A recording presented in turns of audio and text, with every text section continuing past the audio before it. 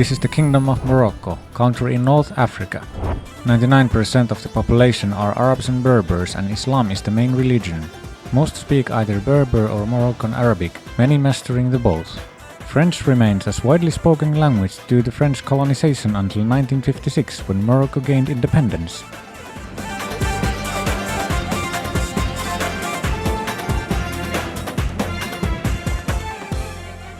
Morocco seems to be a quite popular destination among backpackers.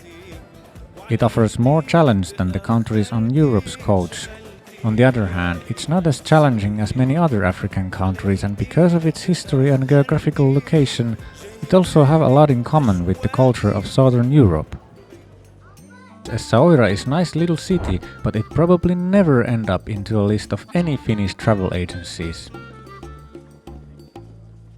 One of the greatest things in self-traveling is that you can go wherever you want.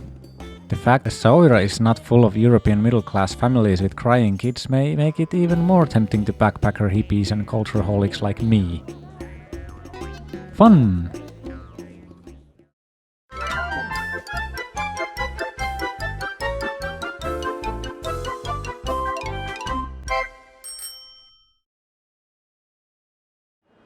Bus is the best way to travel between cities in Morocco. Owner of my hostel in Marrakesh recommended CTM and told that it's better to buy tickets from the office at least 2 days in advance.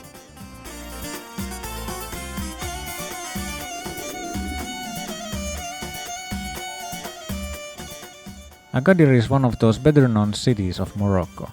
To me it feels very much like Portugal and Spain, which might be okay and fine for some, especially families that aren't that keen for more African experience. I understand that this may feel exotic enough for many people from the Western countries, especially for the Finns who live in far northeast corner of European Union, belonging to a different cultural sphere than the southwest parts of Europe. In fact, I was here for the first time with my family in 1984. I was a little kid at the time. I don't remember very much except the fact that I was amazed by the brown eggs at hotel's breakfast. For unknown reason, all eggs in Finland were white at the time, at least the ones I saw. And here in Morocco, I'll see the first brown one. Wow!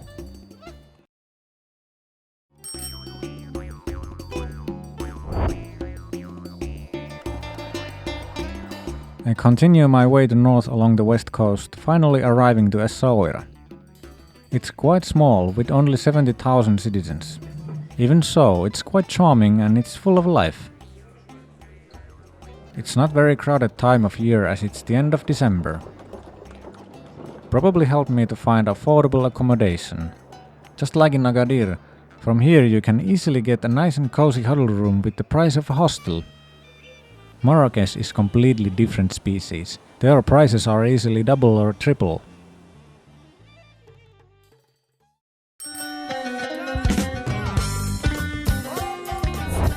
Many sources about Essaouira mention about its comprehensive cultural life.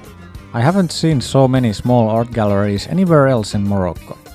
These sympathetic galleries are often owned by the artist himself.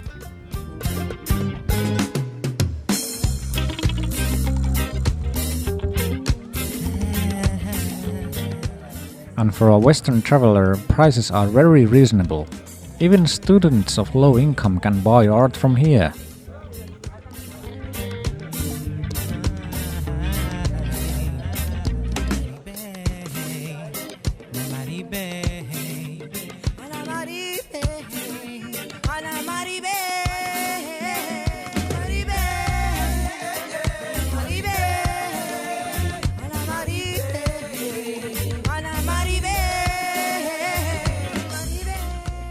Handicrafts, especially silver jewelry, is also something where Essaouira shines. Usually you can haggle, at least a bit. It's a local custom to haggle and sometimes to drink a cup of tea with the merchant in the process. Essaouira is also known from films. Some film directors such as Orson Welles have used the visuals of the city, particularly the streets of Medina.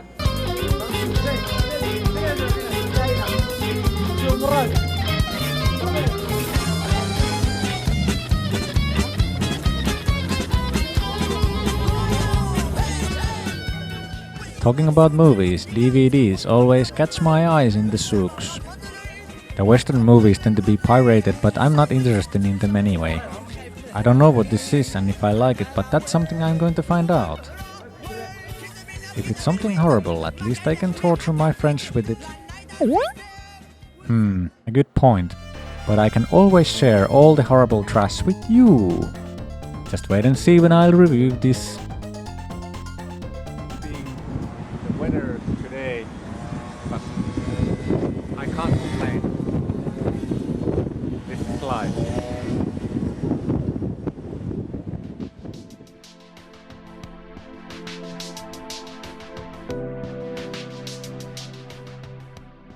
Weather is here quite hot, especially during summer months. However, during this 3-week-long trip in Morocco, this was the only place I witnessed rain.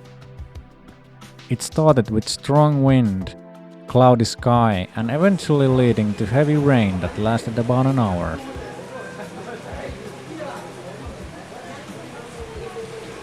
Streets of Medina were full of water and I couldn't walk the usual route to the hotel. But it was interesting and kind of fun actually. Essaouira showed its different face to me.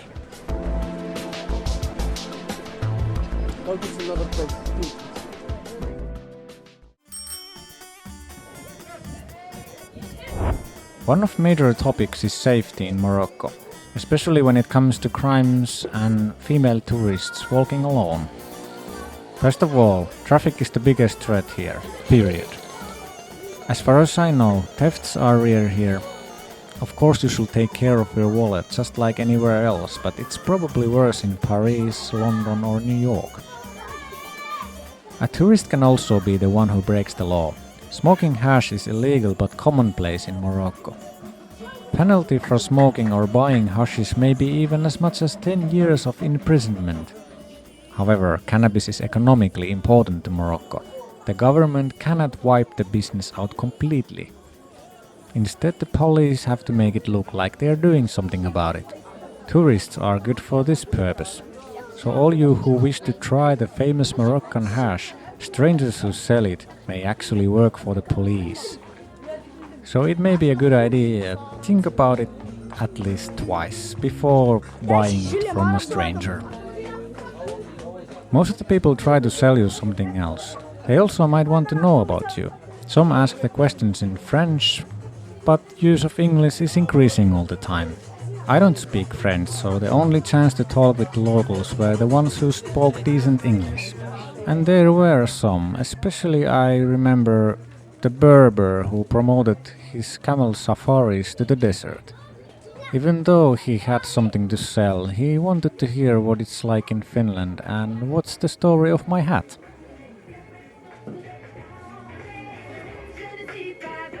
It's good to remember that Morocco is quite a poor country with very high unemployment. This explains why people ask for money for even small things. For instance, a local may like to take a picture with you. It's normal for ask a small tip after such thing. If a tourist thinks this is impolite, in my opinion, he or she should change the attitude. This is Morocco and their culture, and we shouldn't come here to preach how their culture and custom should be. Not at least with small things like this. Human rights are a different matter and too much to cover in this episode. I think especially the Finns are more sensitive for unwanted attention than many other Europeans. In Finland people have used to have a lot of personal space, but people from southern European countries won't find such a big difference here. For me, it requires some time to get used to the fact that people approach you all the time, trying to open up a dialogue.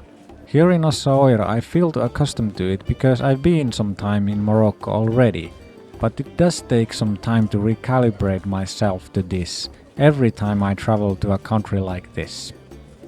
The common mistake is to reply nothing and continue walking. Here it's considered impolite, or they assume that you are thinking about their offer, and then they start to follow you, at least for a while.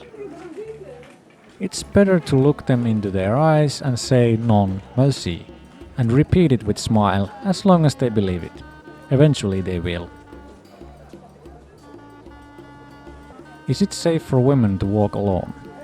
I obviously cannot talk from my own experience, but I've talked about this with some female travelers who have visited here. A lone female traveler have to say non merci more often and may hear catcalls here and there. It's common that young men offer his help to show the town. But the principle is the same for everyone. Just say no politely, no merci, and they will go away. Within years, tolerance for Western clothing has increased a lot, especially in cities. But if you want to minimize unwanted attention, it's better to keep shoulders and knees covered. Once in Finland, in Kuopio, in a bar, one 50-year-old dark-skinned man started to talk to me in Finnish.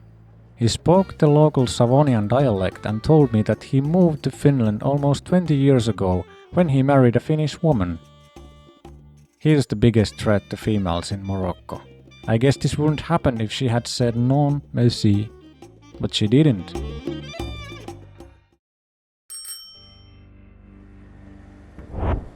My experience of the Moroccan food based on two dishes, tagine and couscous. The first is a Berber dish that is named after the special pot in which it's cooked.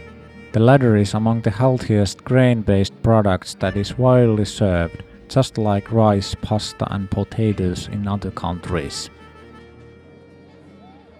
I'm not vegetarian myself, but I noted that it's very easy to get tagine with only vegetables. Other common ingredients are lamb, chicken, fish, quail, pigeon and beef. Olives, quinces, apples, pears, raisins, prunes and lemon may be used as other ingredients. But Moroccan food isn't spicy. To find very hot chili foods you have to look elsewhere. Even though Moroccan food is delicious, when you eat it every single day you might want to something else. This was a minor problem in Essaouira. At first it was quite difficult to find reasonable priced restaurants serving the local food. Once I found one, I very soon knew all the foods in the menu and bored to eat the same food every day. This is why I wanted to live one day only by eating cheese and bread and bought them from a food store, which resulted food poisoning. Fun! No, it wasn't. I learned my lesson. Never stick anything dirty in your food. Clean your tools well, and if you can't, think about something else to tamper with it. Or forget the whole idea and eat something else. It's quite ironic how people are usually very suspicious of the local kitchens and their hygiene while being incautious themselves. Like me who cut the cheese with the dirty knife.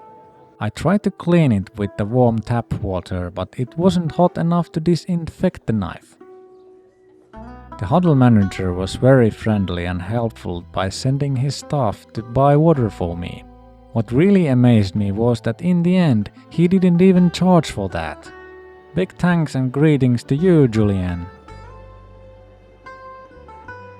The food poisoning changed my schedule so that I had to send email to the next hostel and tell them that I will arrive there one day late.